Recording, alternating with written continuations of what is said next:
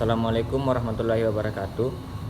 Perkenalkan, nama saya Ahmad Fauzi dengan NIM 202511056 dari kelas Farmasi A. Di video ini saya akan menjelaskan mengenai antibiotik, antiseptik, desinfektan, dan preservasi. Kita melangkah ke antibiotik. Antibiotik berasal dari dua kata, yaitu anti yang berarti lawan dan bios yang berarti hidup. Antibiotik merupakan zat-zat kimia yang dihasilkan oleh fungi dan bakteri yang mampu menghambat pertumbuhan atau mematikan kuman, namun memiliki toksisitas yang rendah bagi manusia. Antibiotik merupakan obat yang berfungsi untuk mencegah dan mengobati infeksi yang disebabkan oleh bakteri.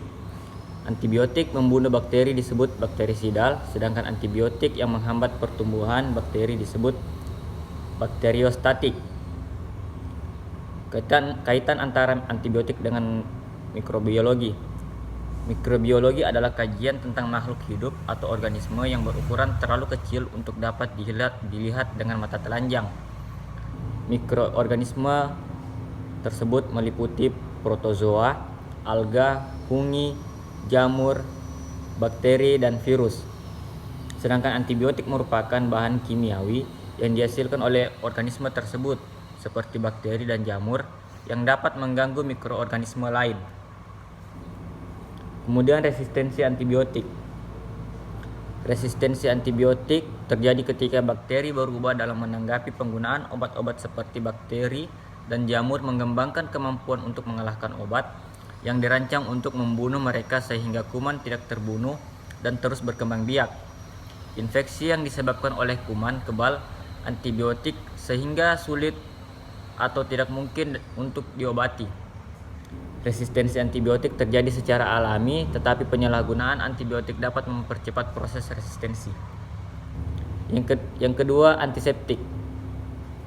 Antiseptik merupakan suatu zat kimia yang memiliki kerja untuk menghancurkan mikroorganisme ataupun menghambat kerjanya, sehingga dapat mencegah terjadinya suatu infeksi.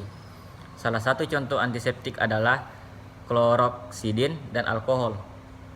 Antiseptik dapat dibedakan dengan antibiotik, di mana kerja dari antibiotik adalah spesifik dengan mikroorganisme tertentu, dan antiseptik kerjanya lebih umum. Beberapa antiseptik merupakan germisida, yaitu mampu membunuh mikroba, dan ada pula yang hanya mencegah dan menunda pertumbuhan mikroba tersebut. Antibakterial adalah antiseptik yang hanya dapat dipakai melawan bakteri. Kemudian mekanisme kerja antiseptik. Yang pertama itu menghambat sintesis dinding sel bakteri, yang kedua mengganggu permeabilitas membran sel bakteri, dan yang ketiga itu menghambat sintesis atau merusak asam nukleat bakteri. Selanjutnya, faktor-faktor yang mempengaruhi kegiatan antiseptik yang digunakan untuk menghambat atau membunuh mikroorganisme, yaitu yang pertama, jenis organisme yang digunakan, yang kedua, jumlah mikroorganisme yang digunakan, yang ketiga, umur dan sejarah mikroorganisme, yang keempat, jaringan atau unsur-unsur yang ada dalam mikroorganisme, yang kelima, jenis racun dari zat kimia, yang keenam, waktu bagi zat kimia untuk bekerja dan konsentrasi yang dipakai, yang ketujuh, temperatur pada zat kimia dan pada jaringan atau unsur-unsur yang terlibat. Yang ketiga, desinfektan. Desinfektan merupakan bahan kimia yang digunakan untuk mencegah terjadinya infeksi dengan membunuh jasad renik atau bakterisid, terutama pada benda mati. Proses desinfeksi dapat menghilangkan 60% sampai 90% jasad renik. Desinfektan digunakan secara luas untuk sanitasi baik di rumah tangga, laboratorium, dan rumah sakit. Desinfektan digunakan hanya pada benda mati, bukan jaringan hidup.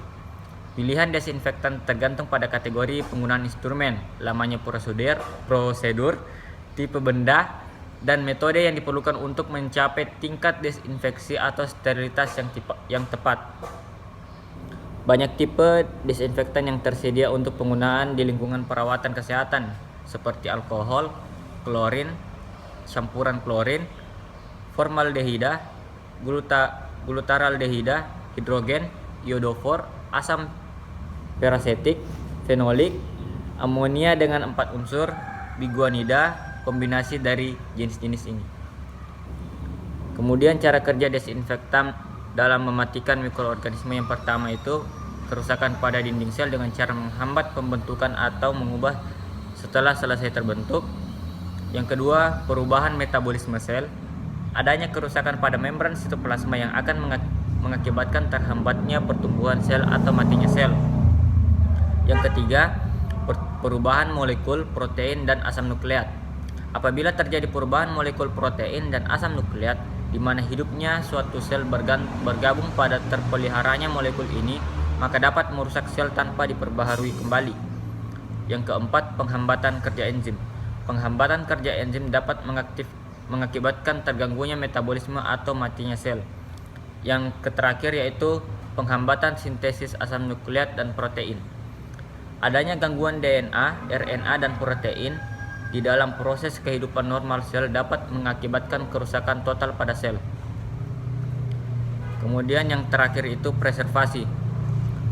Preservasi merupakan usaha untuk menyimpan mikroorganisme agar tetap viabel.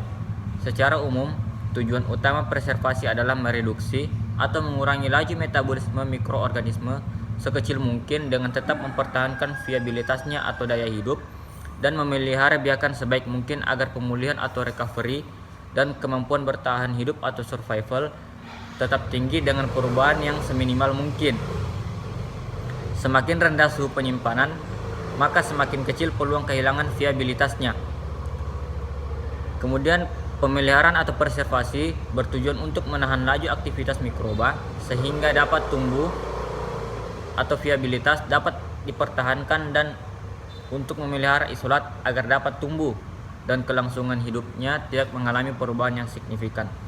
Metode preservasi ditentukan oleh sifat mikroba antara lain adalah ciri morfologi, ciri fisiologis, biokimia, dan kemampuan untuk tumbuh di lingkungan alami maupun buatan. Baik, demikian presentasi dari saya. Lebih dan kurangnya mohon dimaafkan. Wabillahi taufik wal hidayah. Wassalamualaikum warahmatullahi wabarakatuh.